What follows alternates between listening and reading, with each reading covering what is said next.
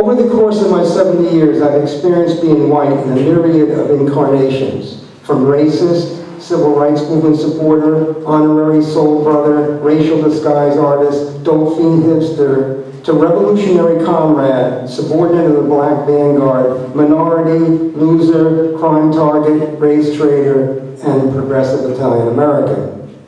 I grew up in a white suburban community in Connecticut, and while attending Springdale Elementary School, I already knew that dark skin was perceived to be a sign of inferiority, and I viewed Italians, or at least some of them, as bearing that stigma because they seemed to be the darkest, dumbest, crudest group around.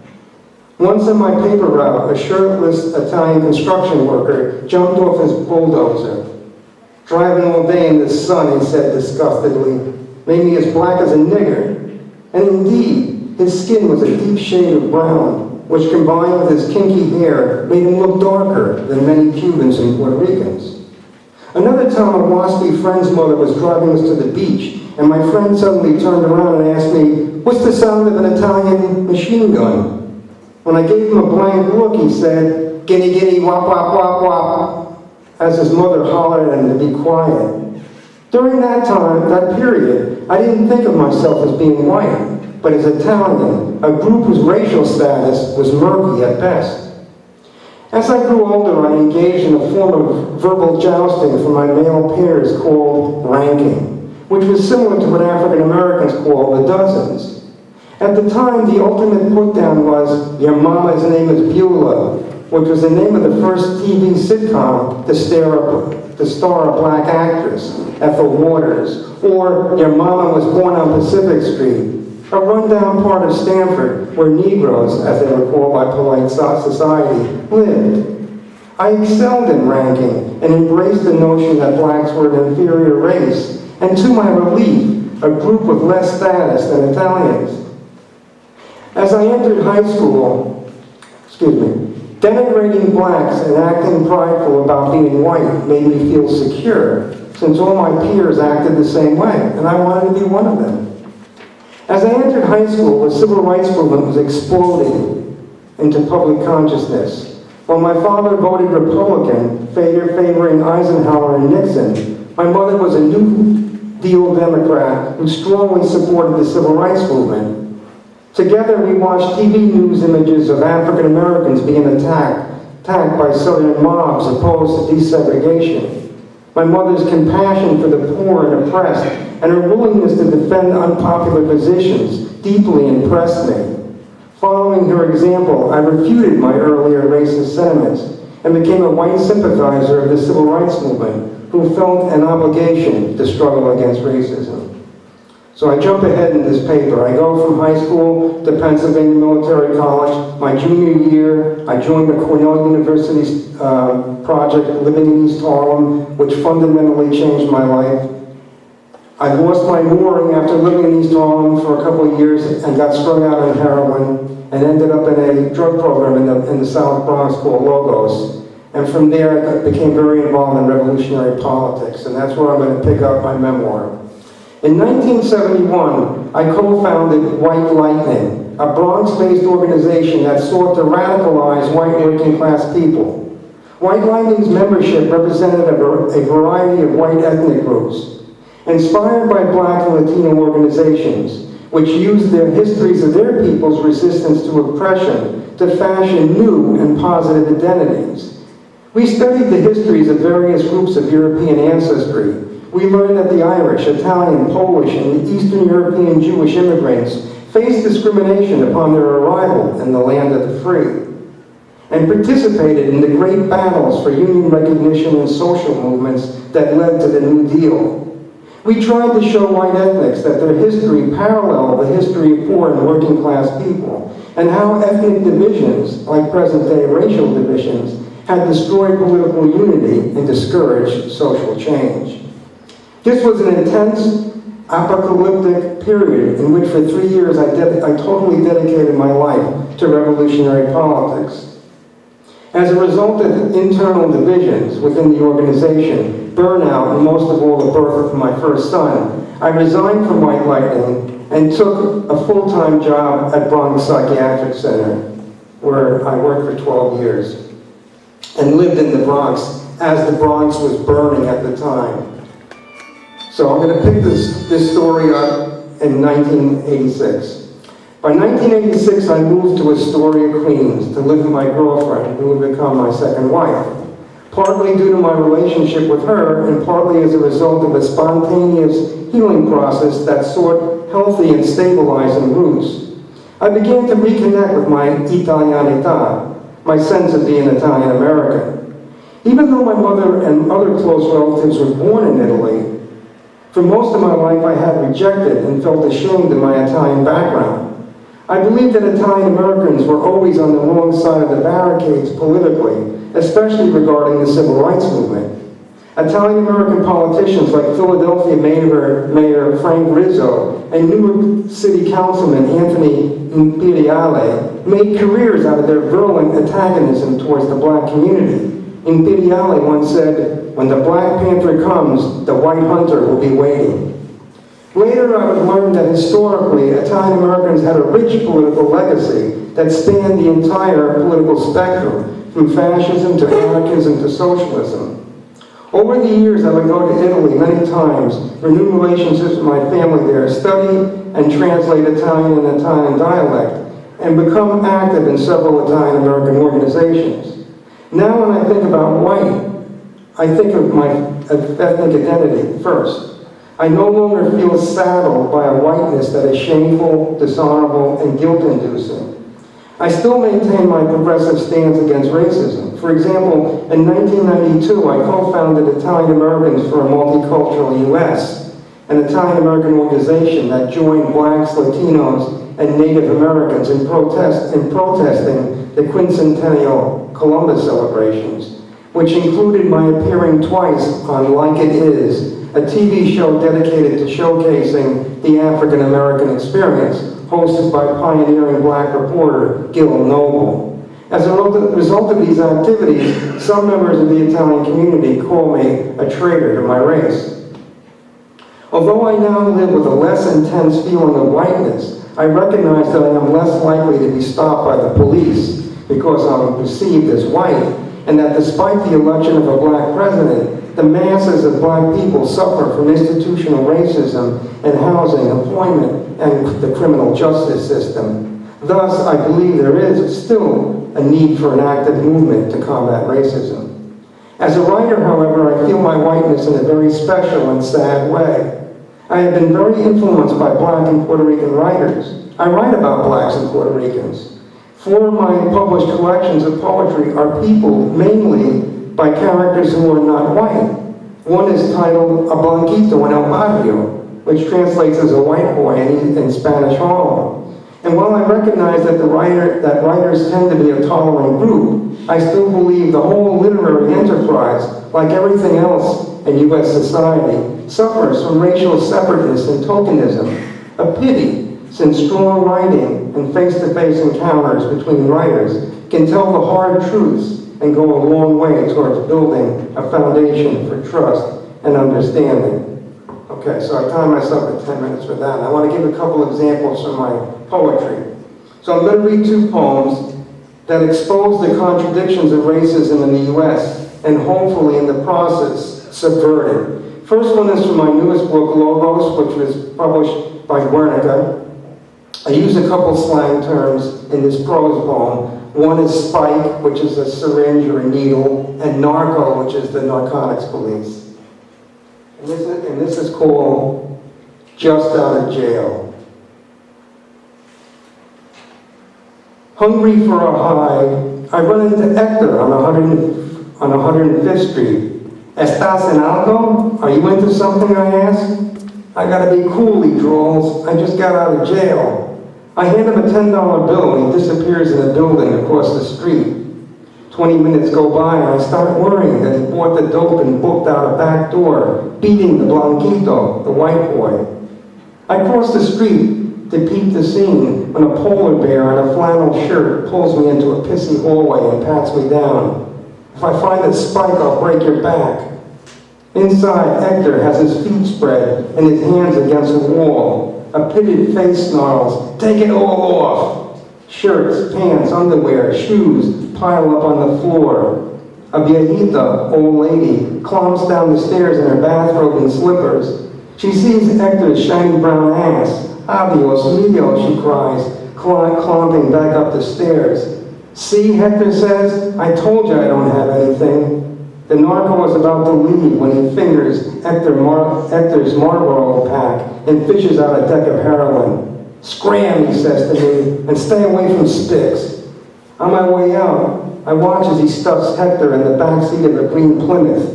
In the rear window, I see the blur of blackjacks as Hector crouches in the corner and tries to dodge the blows. And this, my final poem, is in my collection, Stone Walls, published by Bordighera, which focuses on my relationship with my father. This is set, the last poem was set in East Harlem. This poem is set in Greenwich, Connecticut. Greenwich is a very wealthy city. It was the former headquarters of the Bush family, in fact. Both my books are for sale downstairs, by the way. Factory Job, 1969, Greenwich, Connecticut. Clean white face with dirty drug habit. I work as an inspector in a Timex assembly plant. Immigrant faces, Jamaican, Puerto Rican, Italian, peg away at plastic display cases, gluing, screwing, cringing as badass black straw boss who plays golf with the real white boss, ladles out insults and limits bathroom breaks to 3 minutes. At lunchtime, I swipe a handbag, hit the shithouse, my visits go unnoticed, rifle through rosary beads, pennies, pay stubs, lottery tickets, green card. I plunge back into work for chaos as straw boss next to the real boss slams workers for being a bunch of thieving motherfuckers. Thank you.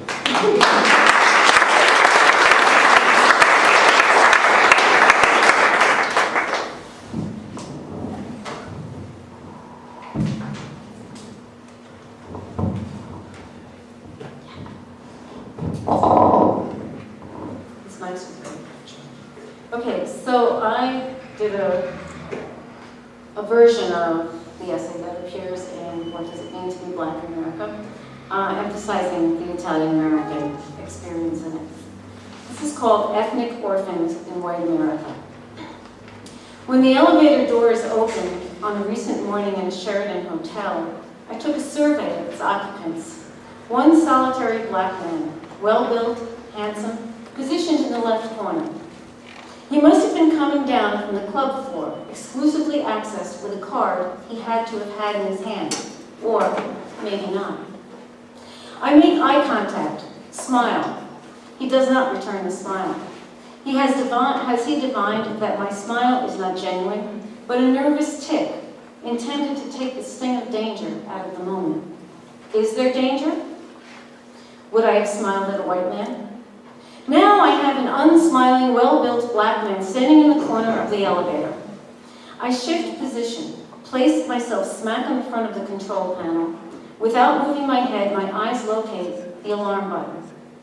We reach the lobby in seconds, yet this internal dialogue is now seemingly unnecessary, and in hindsight, shame-inducing. Yet it is as common as the tar on the street. I grew up in a black neighborhood in New York City. I was not taught to be afraid of black people. Yet as a young woman and an adult, I learned how to profile.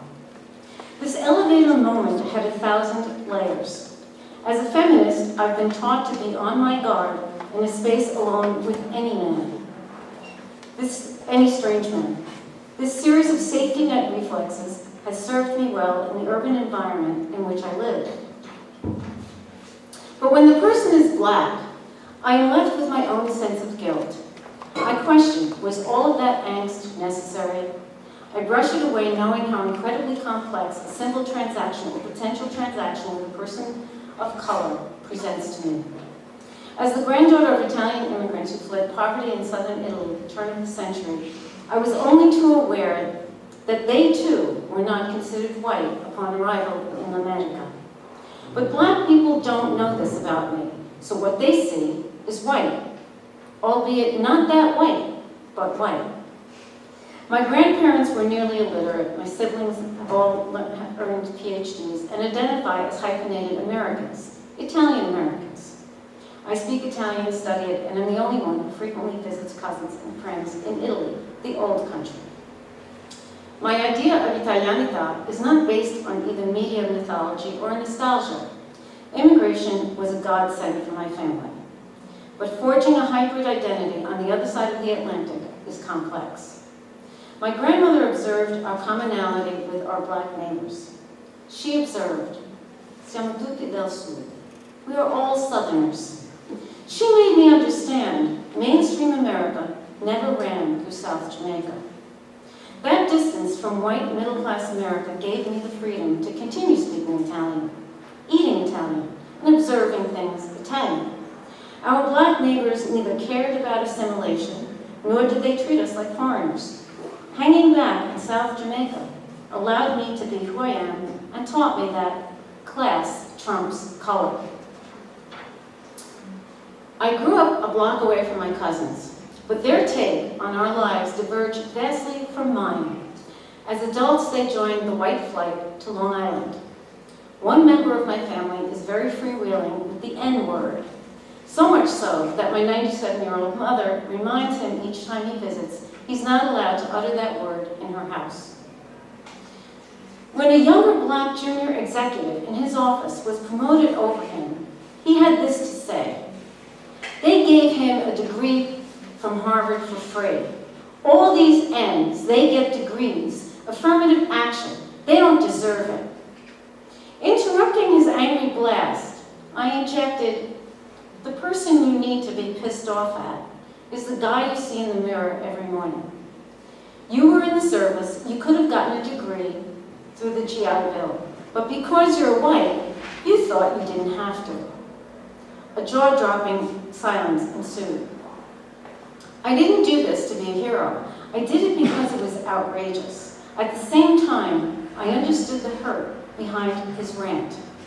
It was inconceivable to him that under any circumstances, a dark-skinned person could rise above him, the son of a Sicilian immigrant who'd worked hard in America. My cousin's rant is not without ground. The world changed, and he did not.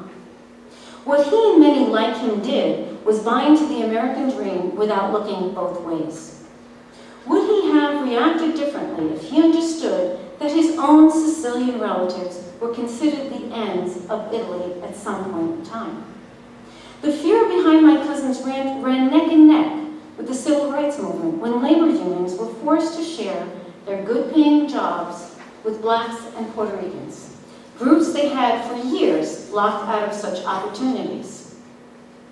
The blacks and Puerto Ricans represented new competition. Working-class Italian Americans felt blindsided by the seismic shift. Class in America is a dirty word. My cousins distanced themselves from their working-class roots. They did not allow themselves to look at blacks during the civil rights movement as people they might have had something in common with, maybe even unite with them on some level. But they feared being so close to the bottom of the heap, they simply scapegoated blacks for taking their jobs from them. My cousin thought he could coast on the color of his skin forever.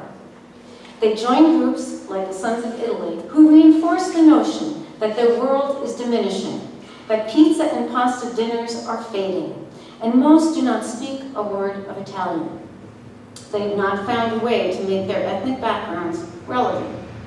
They're nostalgic for big family dinners, but they do not reach out to extended family members, thus isolating themselves even more.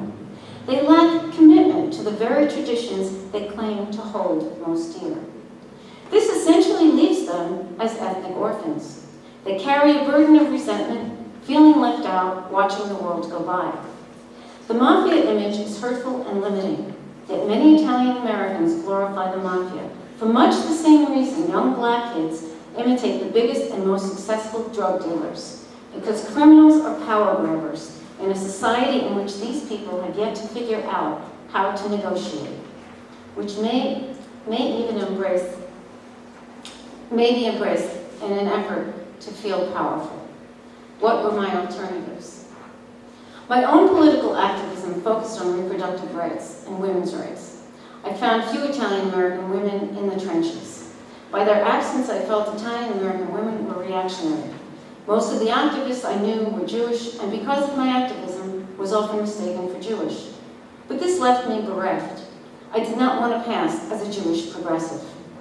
I created my own curriculum to educate myself about radical and political strains within my ethnic background.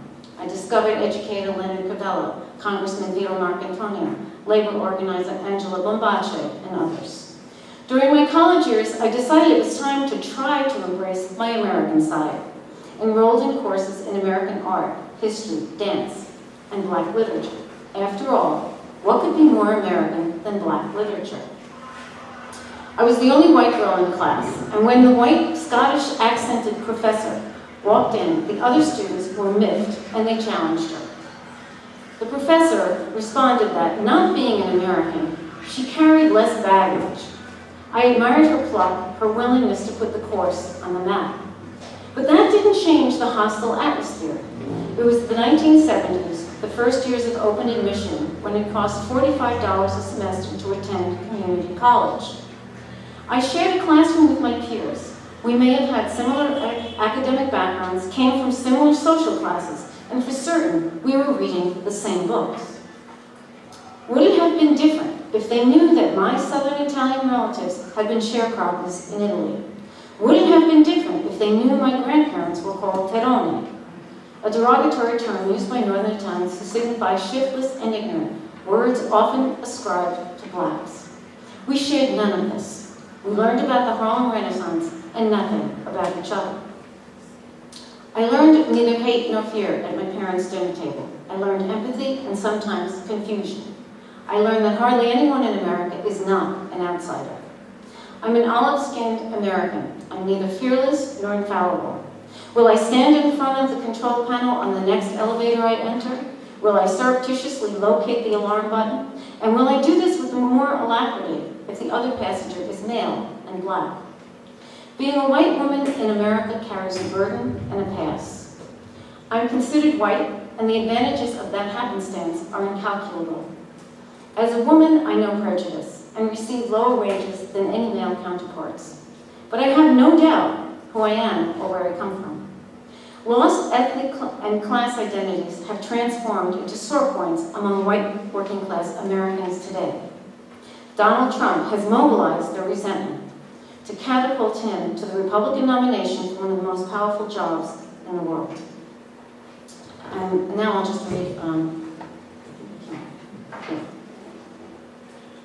okay, perfect. One piece. This gives a little bit of the atmosphere of civil rights neighborhood. Cornrows.